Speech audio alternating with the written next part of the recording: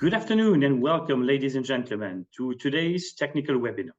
I wanted first to thank CMS for co-organizing this session about funds listing, a game changer in addressing current fundraising challenges, and also for their help in finding, let's say, also quite experts in the field, including Korean Private Bank, the LPEA, and Golding Capital Partners.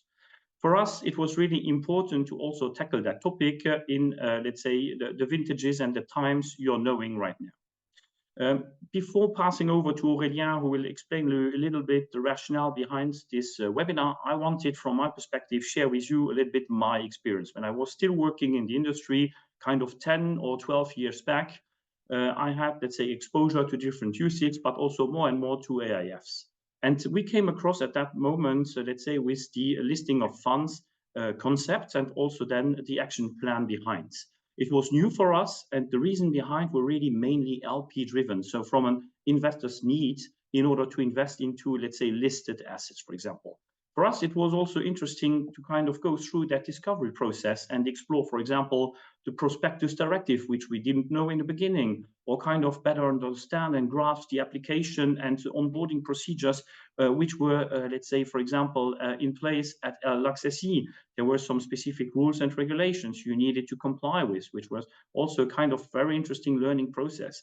And afterwards, some of our clients also asked themselves, will that increase, let's say, strongly the transparency rules and or change my governance within my firm? Those were kind of things we discussed then with our clients. And also the costs linked to that listing, were those annual one-time fees, etc. That was also quite important to, let's say, have a clear view on that.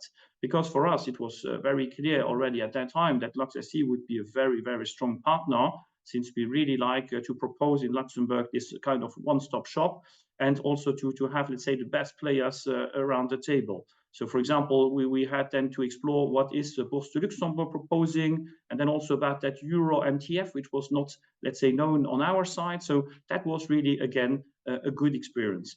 For example, we also explored then at that moment the difference between the NAV and the listed price. So kind of asking the question about who is and how are we handling the liquidity, and who we will be in the end, the market maker. So typical questions you could expect when you're combining, let's say, the worlds of listing and also then of asset management. Because now the big questions on the table from the LPEA side is, can it be now really, let's say, compatible with private capital funds? We think so, but we are long-term value creators, and we have mostly closed-ended or semi-open funds, which is a bit new now. And how can we cope with those? Therefore, on our side, for example, we have created recently an LTIF committee, which will really tackle also now the operational angles, because it's very important to also preserve our reputation, but also to attract all those kind of new investors who would be interested to have this exposure. We on our side would personally directly would like to have, let's say, more investments into private capital and private assets for sure. So therefore, for us, the angle is really, can it help to accelerate and facilitate the democratization of the private markets and assets? So I will now pass on to Aurélien, who will then drive you through a little bit the rationale on his side. Thank you very much, Stéphane, and thanks as well for this intro. Indeed, I think you dive us into the topic. We feel the environment is evolving. Private funds are evolving, as you mentioned it now. We talk more and more about LTIFs, and also it might not be an obvious one for private funds, but listing can really be of interest. And I think it's particularly relevant in the current environment we have, with a more challenging fundraising for most of the managers, and the question is always, why not consider a listing to explore new horizons, to broaden your investor base. And I think it can broaden the investor base in a couple of aspects. Probably the first one, which is probably the historical one, and the one that people will think of immediately, is to really increase the regulatory profile of the offered securities by the fund, and thus allowing to meet specific compliance requirements from most or more sophisticated investors, which have very specific expectations. We can think of certain pension funds, for instance. And this, by having a listing of the private funds, would potentially unlock higher investment buckets for them, and then potentially leverage additional capital for private funds.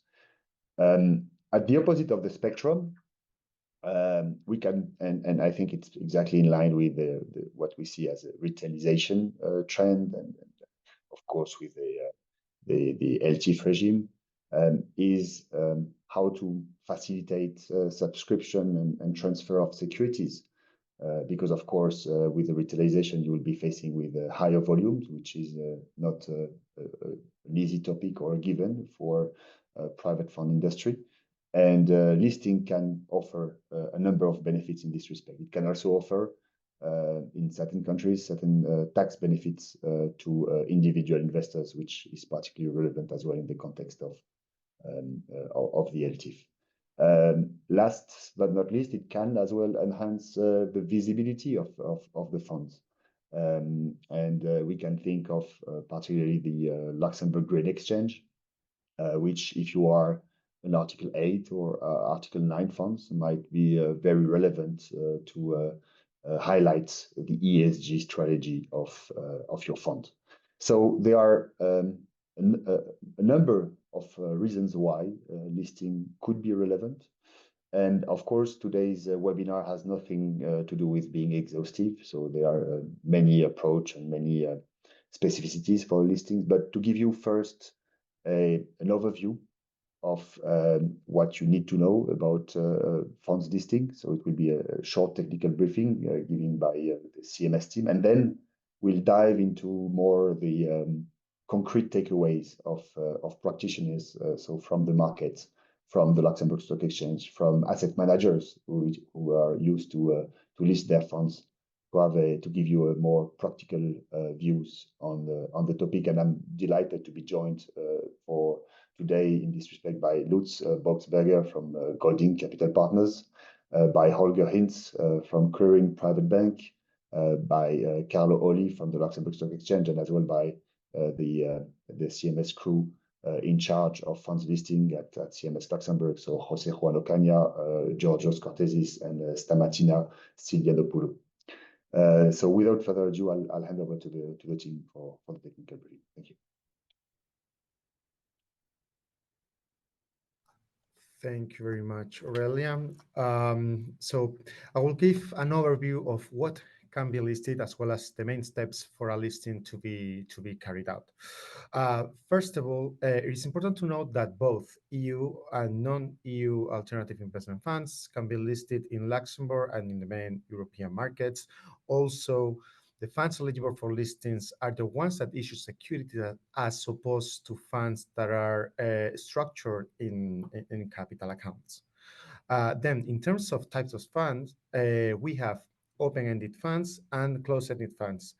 Regardless of the fund product, alternative investment funds can be both, as the nature of it is connected to the rights granted to investors to redeem their investments at will. As we will see with my colleague George, the eligibility criteria of open-ended funds is subject to fewer restrictions for listing.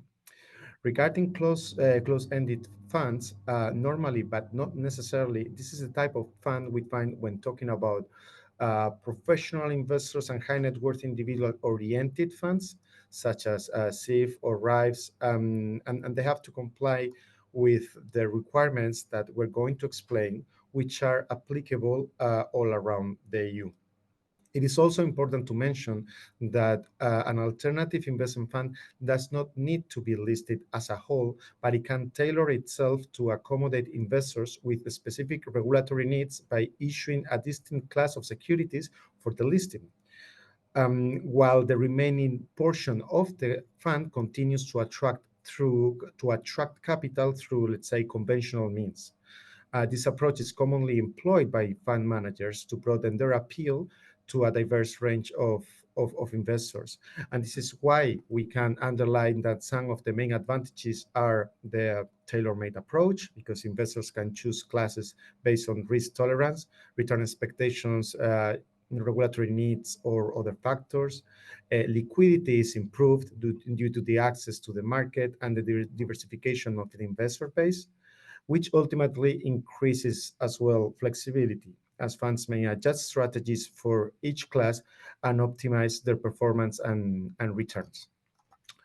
Then, that being said, what are the main steps to list? So the purpose of this slide is to illustrate how simple the listing process can be for funds. It obviously changes depending on the type of market and the targeted investor's profile, as we will explain in a second, because this may involve the pre-approval of the local competent authority.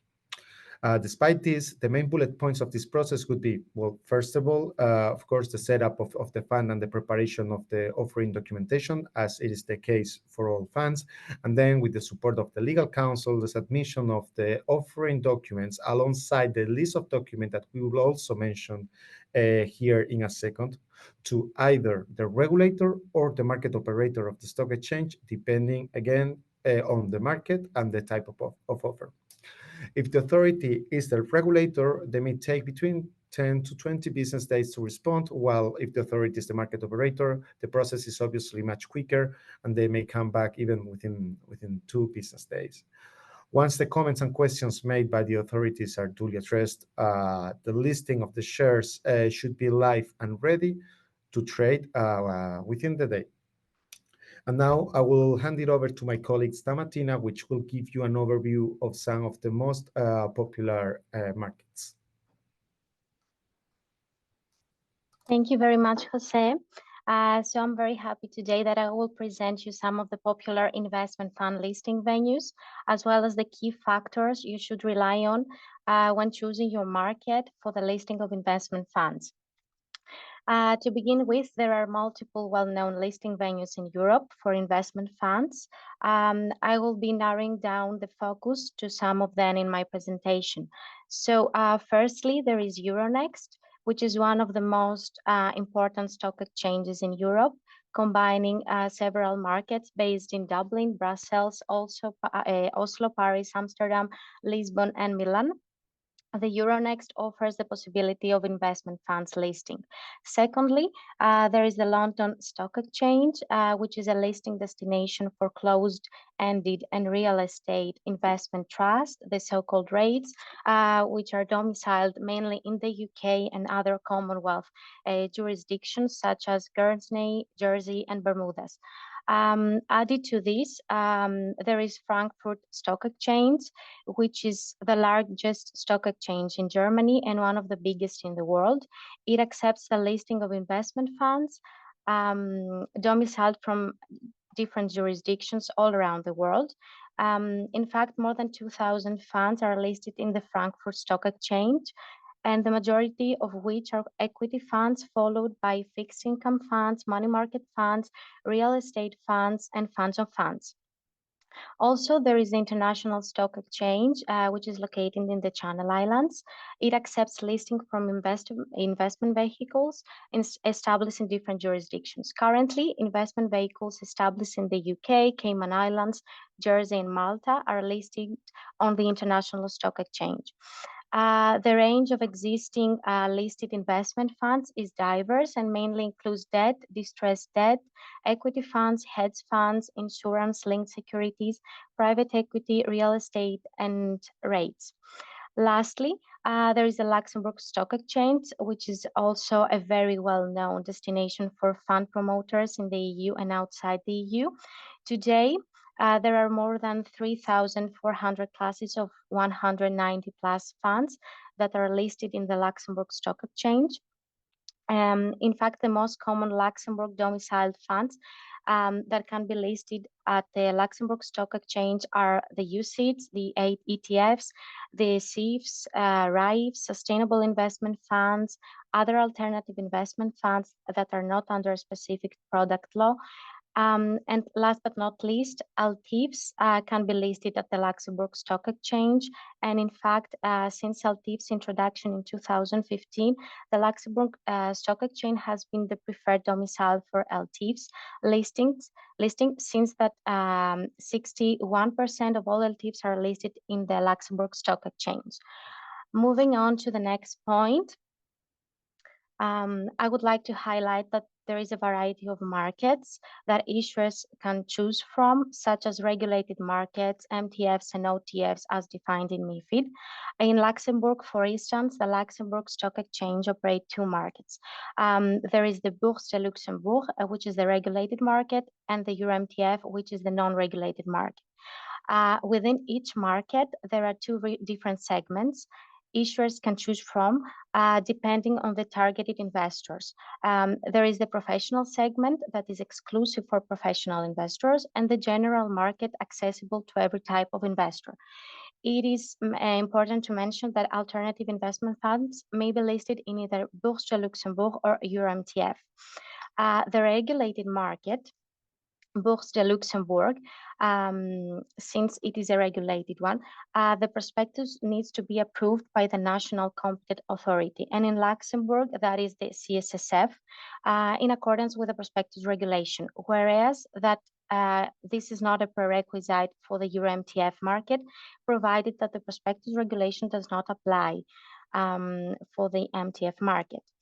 Also, prospectuses approved by the CSSF, by the NCA, will benefit from the EU passport. In comparison, prospectuses exempting from or falling out of the scope of the prospectus regulation do not benefit from the EU passport. That being said, the Euro MTF is a preferred getaway to access EU capital markets for funds promoters outside the EU.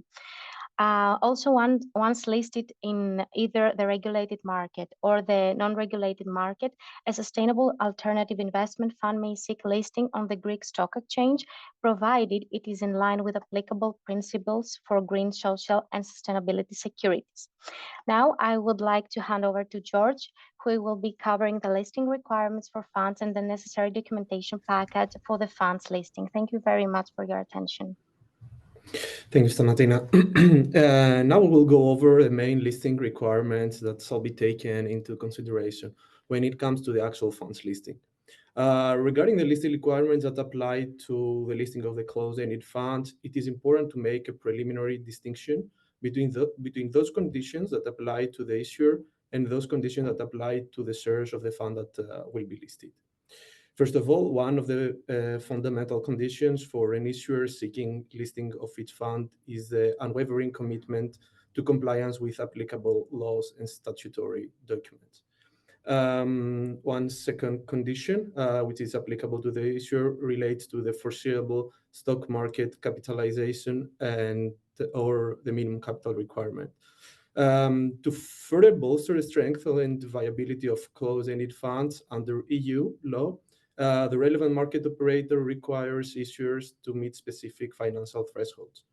The issuer must either demonstrate a foreseeable stock market capitalization of its shares, or, in the absence of such a forecast, maintain a minimum capitalization of the company exceeding €1 million. This financial criterion basically serves as a crucial benchmark, emphasizing the stability and financial health of the issuer. However, it is important to note that a waiver from this criterion may be granted should the issuer demonstrate that there is adequate market for the shares. And now turning to the conditions applicable to the shares, similarly to those applicable to the issuer, the shares of the closed-ended fund seeking its listing must comply with all applicable laws and, of course, the statutory funds documentation. They must be freely negotiable, meaning that they shall not be prohibited from being transferred from one holder to another as a consequence of specific restrictions attached to them. And a third criterion refers to sufficient distribution of shares to the public and to ensuring broad access and participation in the closed-ended fund under EU law. The relevant market operator mandates a significant distribution of shares to the public. This requires a minimum of 25% of the subscribed capital represented by this category of shares to be made available to the public. Regarding the permissibility to listing an LTIF to a stock exchange, it has been confirmed indeed by the LTIF regulation that this is permissible. However, it is important to note that certain information must be disclosed by the closed-ended fund in accordance with the prospectus regulations. Of course, open-ended funds are not subject to all these listing requirements, given that by nature their shares are freely transferable. Turning to the next slide, when it comes to the actual listing process, the competent market operator is entitled to request from the AIF seeking its listing certain additional information.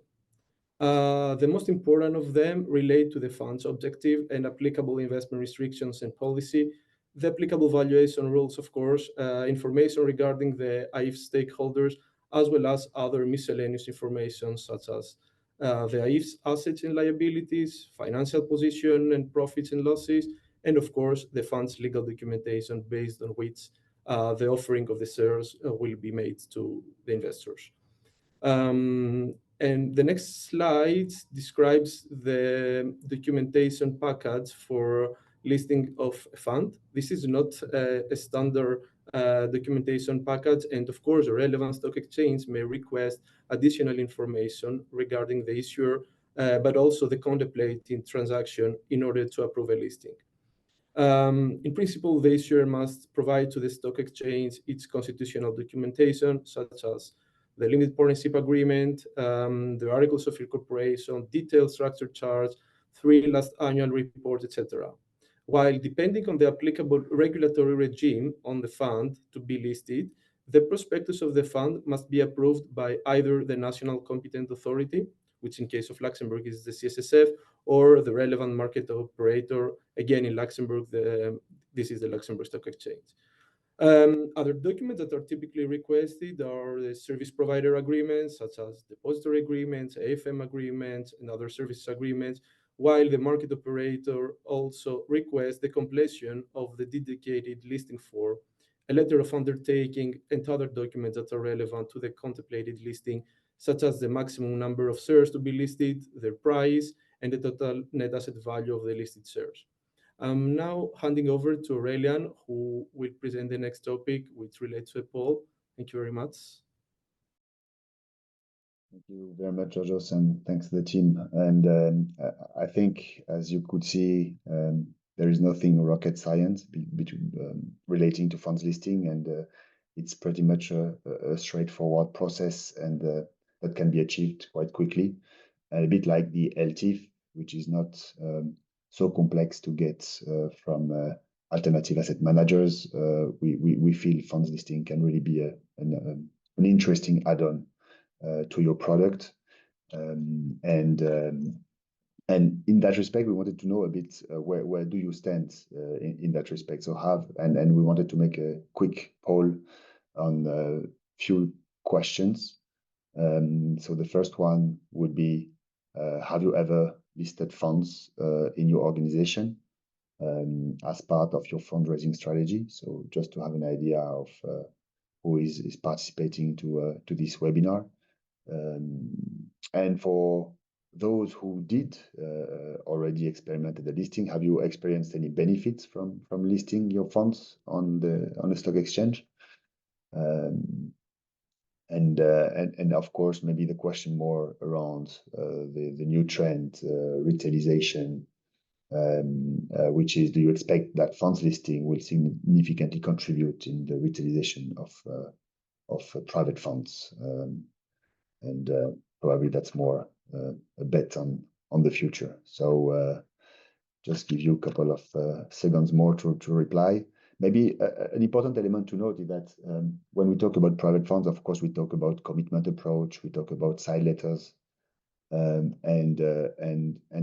now I think the process, even with the stock exchange, is now clear, and you can still list securities which are being subscribed on a commitment basis, and also having negotiated side letters with investors. So it's not incompatible with the listing. Of course, it comes with certain considerations, but it's not impossible. So I think it's important to keep in mind.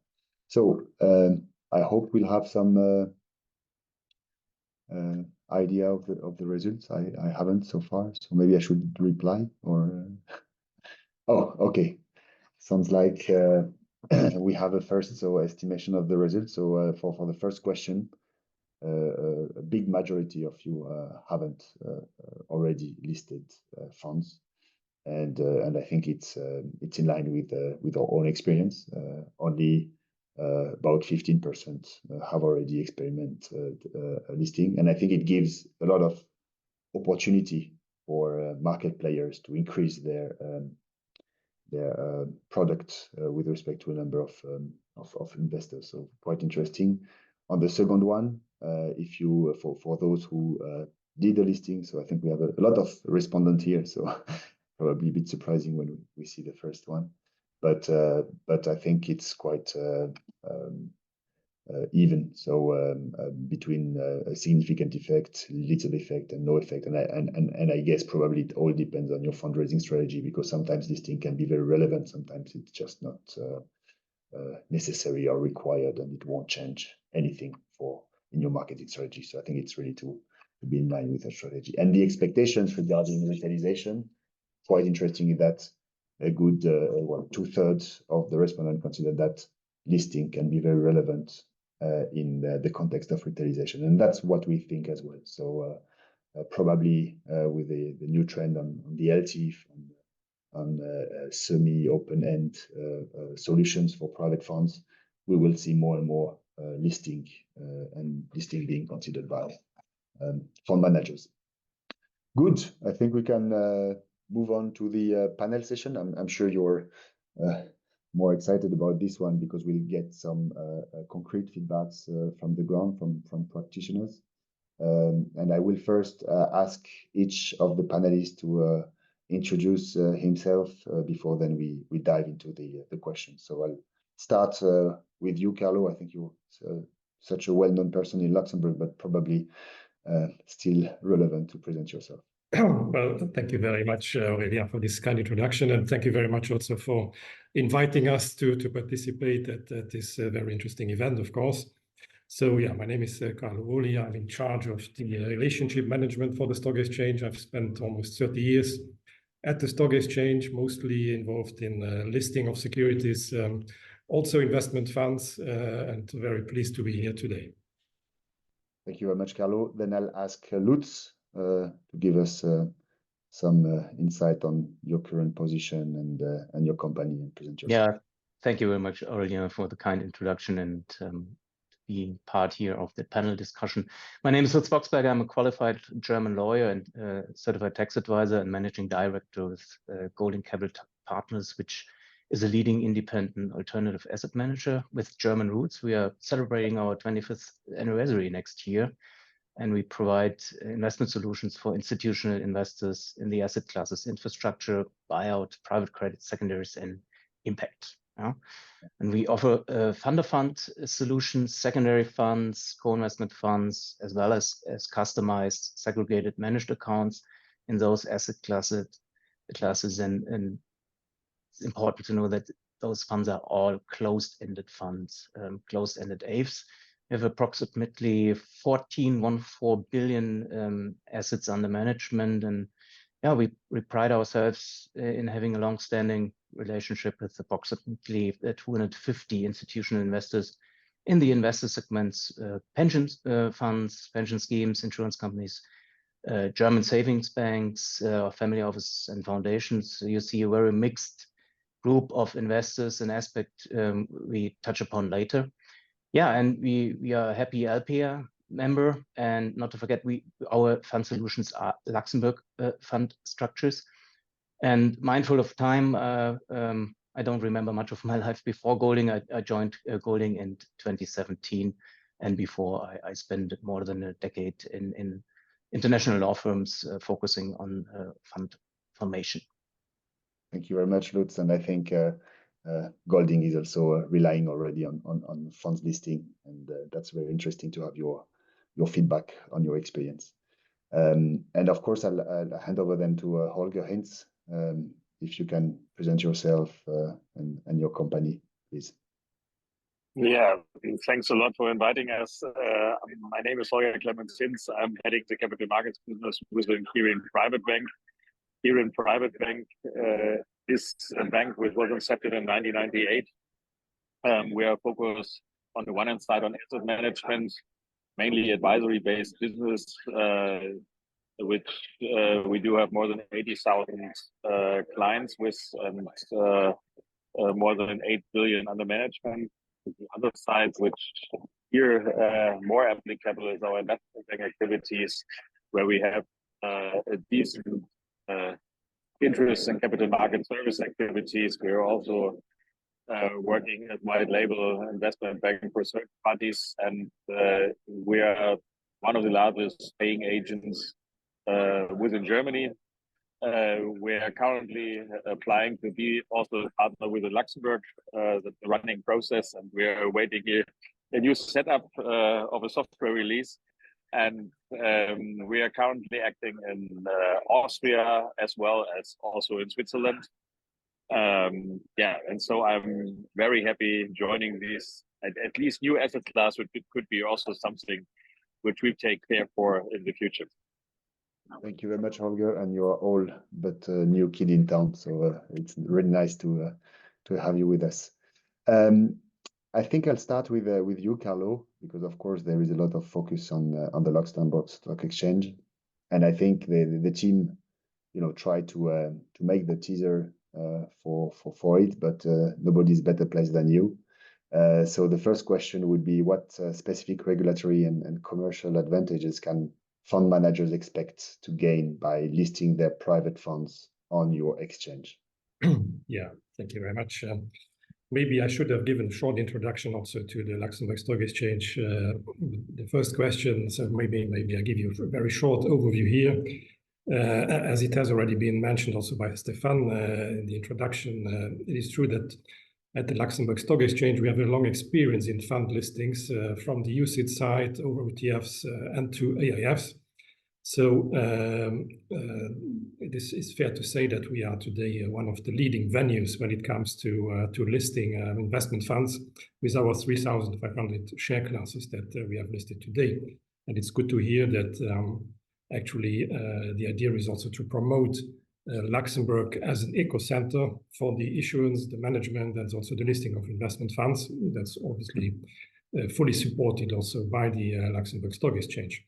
So what is the reason for this success from our side? I think it's fair to say that we have developed quite a unique know-how and also competence in the fund listings over all the years. Usually issuers confirm that the overall listing process is quite efficient and straightforward. People can be reached easily to clear off questions that they may have. So I think that's really what we are quite strong in today. Now, when it comes to recent trends, I would say, and making the link to the AIF world, is that currently we do indeed see a quite strong demand to list alternative investment funds in various forms on one of our markets. What we see, I would say, is a mix of private equity, private debt, real estate, could also be REIT, and private infrastructure investments. In that context, the structure that is very popular for the time being is, of course, the RAIF structure. The SICAV RAIF is what we see very often. Both open-ended and closed-ended structures that we see. Now, the legal forms of the vehicles are mostly SCAs, so partnership limited by shares. Sometimes also SARL, private limited liability companies, and also SAs, so public limited liability companies. So that's, I would say, the major legal forms that we see when it comes to the listing. As you know, we operate, and it has already been said, we do operate our two markets. We have on one side our regulated market and our Euro MTF. I must say that for the time being, the Euro MTF seems to be quite popular because it might be a little bit less burdensome and there might be less of regulator involvement also. So that's a very popular structure, a popular listing venue for AIFs overall.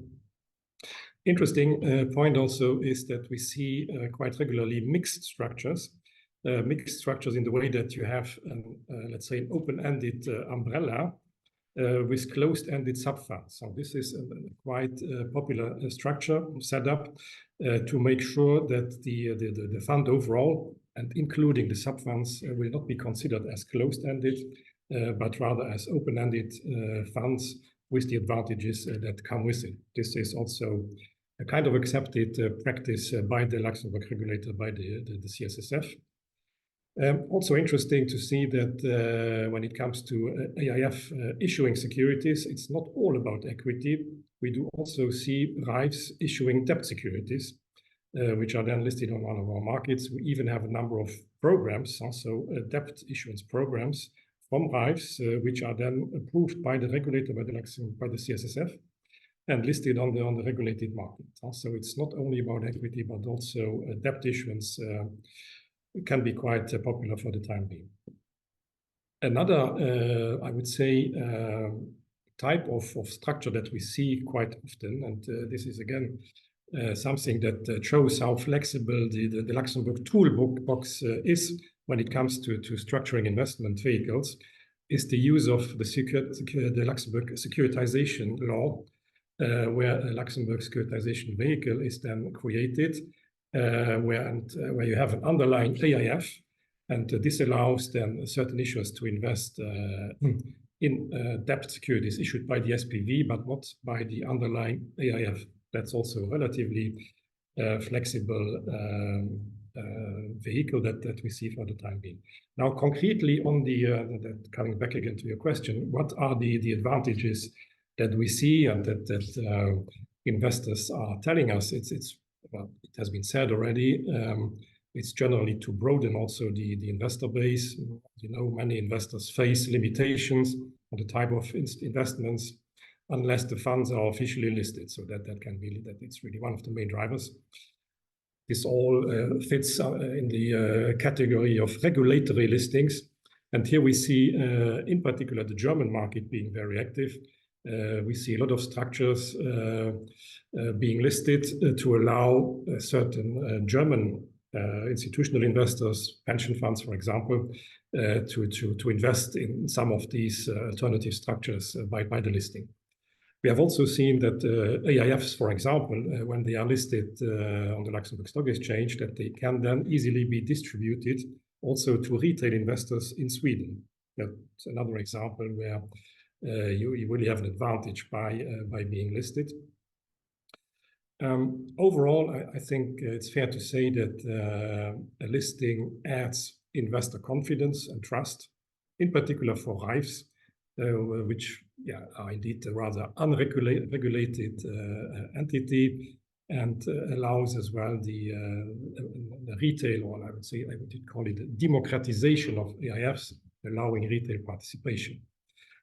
Overall, we see that reporting and transparency is an increasing investor request, Germany, but also Asia. And there we think that the listing can really be a big advantage. Fiscal incentives has already been mentioned. That continues to be an advantage, of course, of a listing. What we see also when it comes to sustainable finance, I can indeed confirm that a number of investment funds they list their securities on one of our markets to get the access to the Luxembourg Green Exchange in order to have more visibility in the sustainable investor community, to showcase their green investment funds. Now very briefly on LTIFs, it has already been mentioned a few times. We have a lot of demand and request for the time being to see to what extent LTIFs could be listed. And we do believe, and that we are currently working on an offer to allow in a very straightforward way to list LTIFs also on one of our markets, to allow also for this retail participation that might be achieved by a listing. Thanks a lot, Carlo. It's a very exhaustive overview of the advantage of the listing and what you can see as a product. I think it's very important for the audience for sure. And I think we received one question from the audience already about what kind of funds strategy can be listed, and I think you answered it. So it could be real estate, you could have infrastructure, you could have debt. Private equity, of course, and it's not linked to the underlying strategy, so that it can really be a broader scope of funds eligible for listing. Absolutely, yes. Thank you very much. And I think maybe you touched base on the LTIF. One of the as well intention under the LTIF is to foster secondary market. There is a specific mention to it in the regulation. Could you maybe elaborate a bit on the mechanism in place to facilitate visibility and liquidity in the secondary markets for listed funds? Yes, sure. I think that's really one of the two big topics, the visibility and the liquidity. Maybe first on the visibility. Of course, we have the website where you can find all possible documentation on the investment fund. There is the possibility also to publish the net asset value. Also, the INAV can be published. So all of that is possible. We have also our reporting tools in place which allow funds to communicate in a proper way with their investors. We have the fund window, as I said, which allows the additional visibility also for Article 8 and Article 9 funds with a potential index inclusion also that we can offer those funds. So again, to increase their visibility. And I would say in particular also for the more unregulated funds, it is clear that they can get more visibility because listing adds credibility and finally also visibility for these types of funds. A listing can also be an additional channel for the dissemination of essential fund data to all the data vendors and so on. So that's also part of the visibility that the listing offers because it is included in the listing package. So that's on the visibility. Now, the topic of liquidity is obviously a little bit more tricky because, as we all know, investment funds usually are not the most actively traded when it comes to secondary markets. But we know that in particular now in the LTIF context, having a certain liquidity on secondary markets would be very important. And we are currently in quite advanced discussions with some brokers to see to what extent certain market making arrangements could be possible, or potentially also having liquidity contracts with those counterparties in place. And so we have, for the time being, where we are working on two solutions that we could offer via these market makers, our member firms, actually to allow also to have a kind of more active secondary market via these market making and liquidity providing arrangements that we could offer. So there's hopefully more to come very soon on that side. And we think that those two solutions will reduce the liquidity risks for the funds. And in particular on the LTIF side, this potential exit on the secondary market on the stock exchange could be a quite interesting alternative also to the matching platforms that we have in the LTIF regulation today. Yeah, and could facilitate secondary transactions. That's clear. Maybe one point, because it's linked as well to a question we received around confidentiality. I think one element which is quite clear is that a listing may require disclosing quite a few information on the underlying assets, and that could also be a reason sometimes for a fund manager not to list, just to keep things confidential. So that's I think something to be assessed in the project of a fund listing. That's a very good point, and that we are fully aware of that. And I will not hide to you that we have currently some internal discussions going on to see to what extent we could offer indeed a solution also for these type of investment funds, where we know that they would not want to disclose their investment strategy simply by having everything available on the website. And we are working on potential solutions indeed for these kind of funds, where we would then restrict the documents that would be available, knowing that then the investors would of course be fully aware of the investments, and that they would be they would indeed have all the information available that they would need. Yeah, no, thanks. And I'm quite excited to move on the user side, which is more than for Lutz. as an asset manager, having already listed funds on the Luxembourg Stock Exchange. And maybe the first question would be what factors may influence your decision to list or not your funds on the stock exchange, and what advantage do you see in the listing of your funds, and if you see any particular trends currently. So yeah, Lutz, please. Yeah. Key driver for listing of our fund interests is regulation and tax regimes applicable to our investors. In a nutshell, it's LP driven, it's a marketing tool. And as I alluded earlier in my introduction, Golding has a significant footprint in the German market, in particular the investor segments, pension funds, insurance companies, German savings banks, and that's the mixed group, all subject to different tax and regulatory regimes. And obviously one size fits all does not work for such a variety of investors. So we at Golding have to cater for different regulatory and tax regimes applicable to our investors, and we offer, as a consequence, usually master feeder structures, master fund being a Luxembourg limited partnership, SCS SICAV RIFE, and the feeder fund, Luxembourg FCP. And as regards the managed accounts, we sometimes also set up the SA corporations. And when it comes to investor demand for listing fund interests, the typical German savings bank or insurance company investing directly in our funds normally does not need a listing, and they don't not benefit from a listing of fund interest. However, in case of the German pension schemes subject to the so-called investment ordinance, the German investment ordinance Anlageverordnung, it is not uncommon that these investors invest through own investment pooling vehicle managed by a third party AIFM.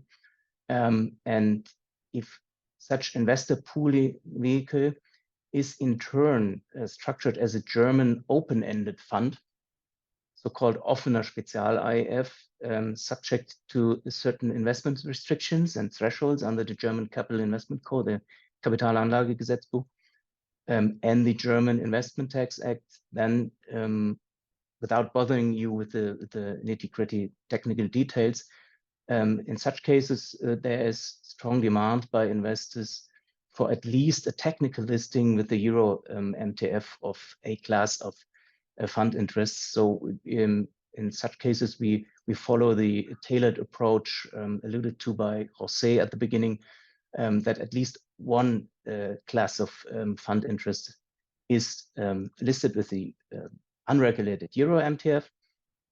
So it's mainly LP driven and LPs residing in Germany, as Carlo already mentioned. Those are the key drivers for listing. And the key benefits are overcoming regulatory thresholds and supporting the eligible assets requirements, which those open-ended funds or pooling vehicles are faced. So all in all, Golding's fund vintages, the newer fund vintages have, every fund vintage has nowadays a share class listed with the Euro MTF for marketing purposes. When it comes to trends, what we from time to time see in some cases being far from a trend, but we see investors seeking a different classification of interests in an alternative investment fund for the German investment ordinance, benefiting for a higher quota. And that would need a listing with the regulated market, because in such cases, if you want to classify your fund interest not in the private equity quota under the German investment ordinance, but into another quota, you need a listing at a regulated market. The technical listing with the Euro MTF does in those cases not do the trick. Yeah, thank you. I think it's very clear reasons why you would be typically looking for a listing. Maybe because there are quite a lot of questions in the chat. One could be maybe addressed is, as from which ticket size would you consider a listing to be relevant? Maybe it's for Lutz, maybe as well, Carlo, you can reply. I guess you know, if you just have a ticket size of an investor of 1 million, would you already consider listing, or it would be too heavy? Would it be more 5, 10 million? I guess it's a rule of thumb, but just if you have an idea of the figure.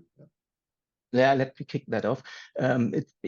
It depends on the fund, and we at Golding, we have a minimum commitment of 5 million. So the answer is quick and dirty, 5 million.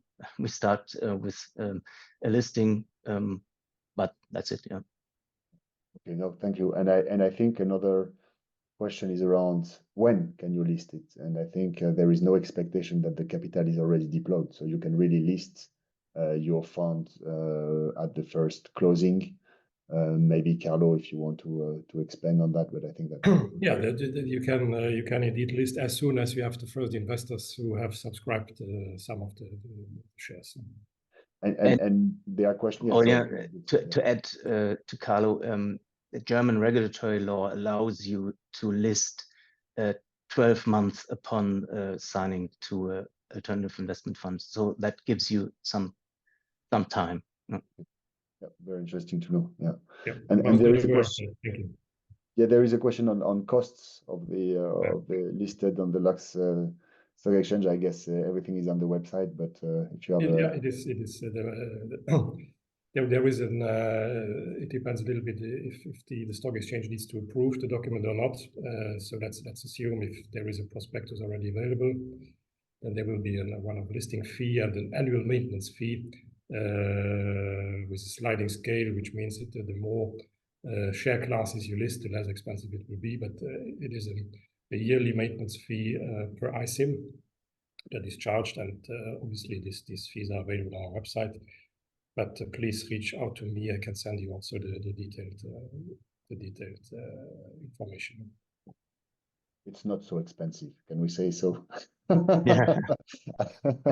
It's probably not the most expensive part when it comes to the general fees that the fund has to bear.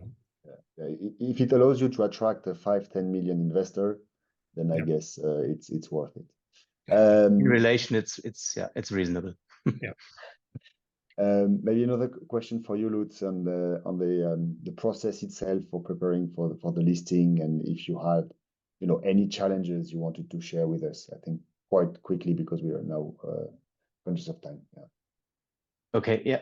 Yeah. The process is fairly straightforward, as introduced at the beginning, and normally processed by external counsel for us, because they have usually long-standing relationships with the Lux SE. What certainly helps. What we do in-house at Golding is to provide for flexibility in our fund documentation. So even if an initial listing is not envisaged, we nevertheless prepare in our fund documentation, LPEA, PPM, for future listing. That helps to speed up the process once an investor requests the listing of an interest class. So in concrete terms, that means that we include proper consent requirements for listing, cater for corresponding transfer permissions, make sure that the allocation of costs, this aspect already, for listing and follow-on costs, maintenance costs are probably reflected in the LPA. So that the fund documentation includes all such provisions from the get-go, and then when the demand is or investor demands the listing, that we can kick off the process application with our external lawyers. As regards the listing application, there we provide the usual information and the supplementary issue document, the listing particulars, and so on and so forth. Information on the ISIN lie in KYC forms. So that is pretty straightforward, would I say. Maybe if you approach Clearstream, make sure that you have applied with the Lux SE before, otherwise you might receive pushback. Yeah. So the sequence is important. Good tip. Yeah. Thank you very much, Lutz. Maybe we'll explore further the more on the operational side with Holger as a paying agent, and maybe starting with a which is not obvious for everyone. What role does a paying agent play in the process of funds listing on the stock exchange, and what are your primary responsibilities in this respect? Yes, thank you. At the end of the day, we are the backbone. Yeah, everything started with the transferability of the securities, and we will take care as paying and issuing agent at the time. Yeah, so we are also within the creation of the securities involved. We will do the fully registration process of the ITIF at that time or fund within the clearing system. And as you have seen before, also from Carlo presented the listing requirements which you have. They are quite similar with the CSDs, with the exception of that it's totally clear that you have to create at least the securities to approval of a prospectus within the system. At least it's more the technical part, also the establishment of data.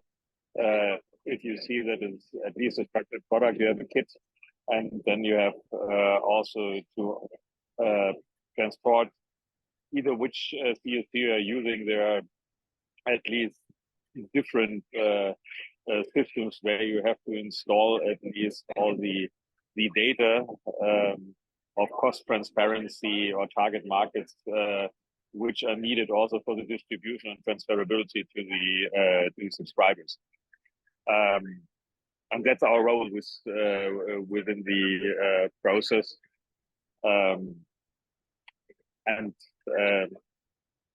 Yeah, at the end of the day, the second role which you had is what it's called paying. Yeah, so we are also the one who is paying out the cash streams to the investor when there is a payment to be done, and that will be also executed through the clearing system. And therefore, if you compare it, I think you do not have any fear, at least if you have normal funds and typical fund structures, in comparing it within LPEA. We need the right information also from the tax regime, which is also here a big topic, at least to get the right data within the clearing system, because everything runs electronically. Thank you very much, Holger.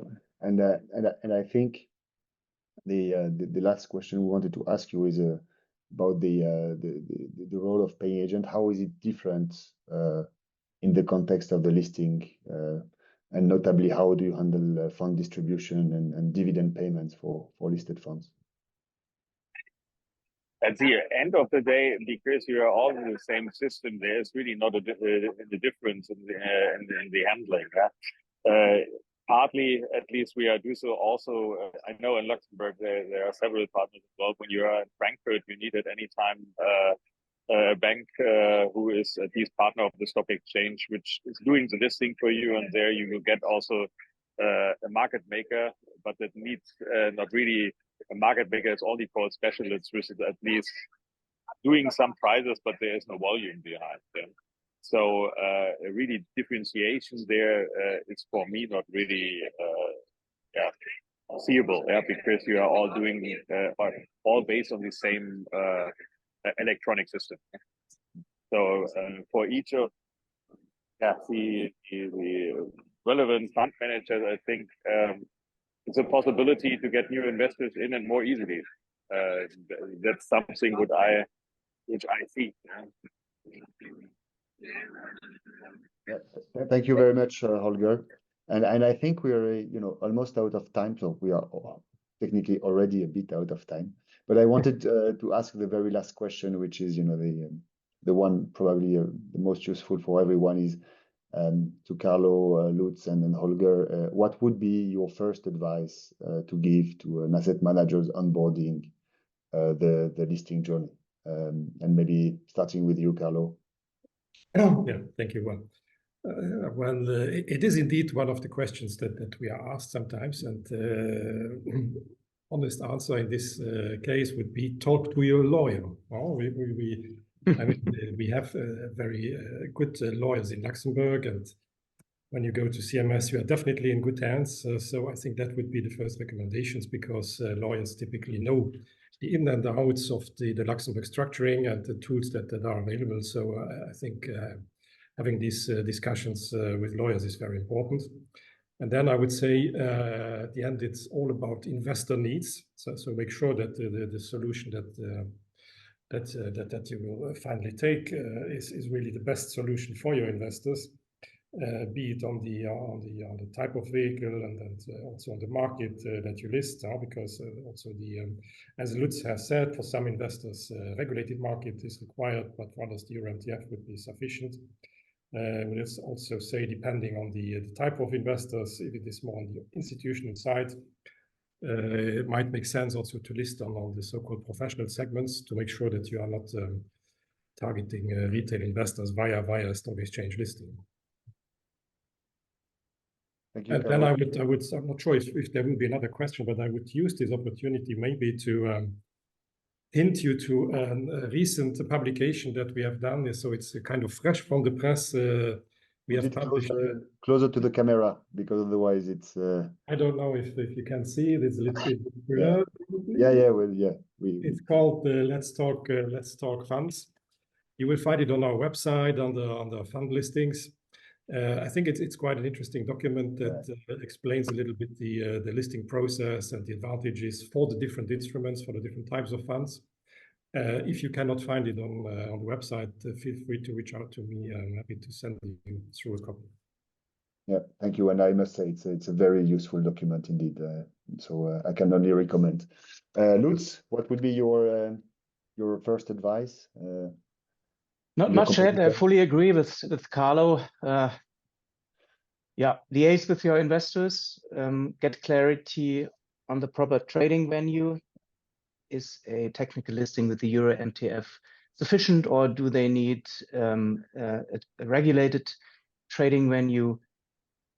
Get your fund documentation ready before you apply for a listing, and finally ask a reputable law firm, like yours. That's it. And don't shy away from a listing. It's not rocket science. Yeah, and I think that's the message.